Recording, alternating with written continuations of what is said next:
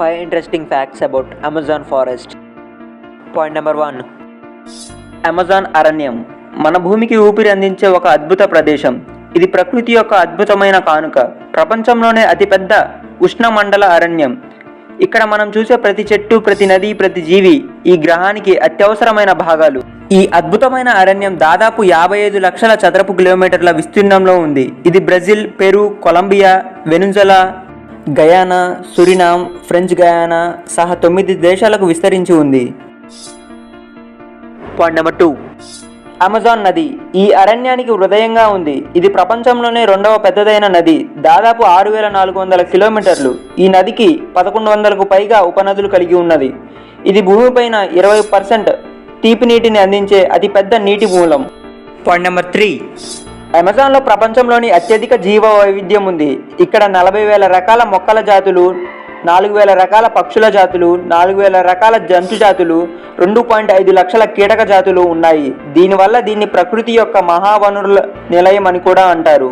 ఈ అడవులలో కొన్ని అరుదైన జంతువులను మనం గమనించవచ్చు. దానిలో భాగంగానే పింక్ డాల్ఫిన్, అనగొండ, జాగ్వార్, విషపూరిత కీటకాలు ఈ అడవుల్లో చాలా తక్కువ చోట్ల మాత్రమే కనిపిస్తాయి. Point number 4. అయితే ఈ ప్రకృతి సౌందర్యం ప్రస్తుతం వృక్ష సంహారం, అగ్ని ప్రమాదాలు, మానవ ఆర్థిక కార్యకలాపాల వల్ల ప్రమాదంలో పడింది. ప్రతి నిమిషం 3 ఫుట్బాల్ మైదానాలంత విస్తీర్ణం కట్ చేయబడుతుంది. ఇది భూమికి తక్కువ ఆక్సిజన్ అందించేలా చేస్తుంది. ఈ సమస్యను మనం అధిగమించాలంటే మన బాధ్యత తప్పనిసరి.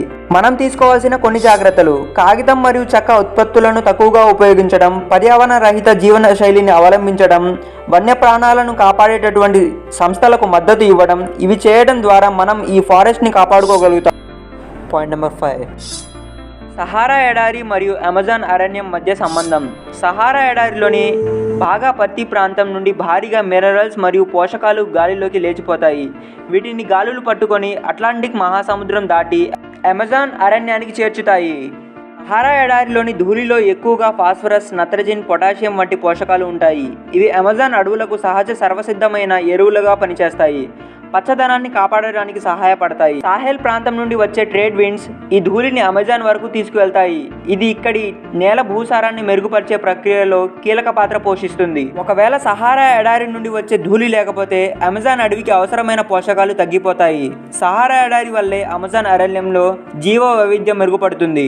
ఈ విధంగా సహారా ఎడారి మరియు అమెజాన్ అరణ్యం ఒకదానితో ఒకటి సహజంగా అనుబంధం కలిగి ఉన్నాయి. ప్రకృతి మనకిచ్చిన అందమైన బహుమతి ఈ అమెజాన్ అరణ్యం.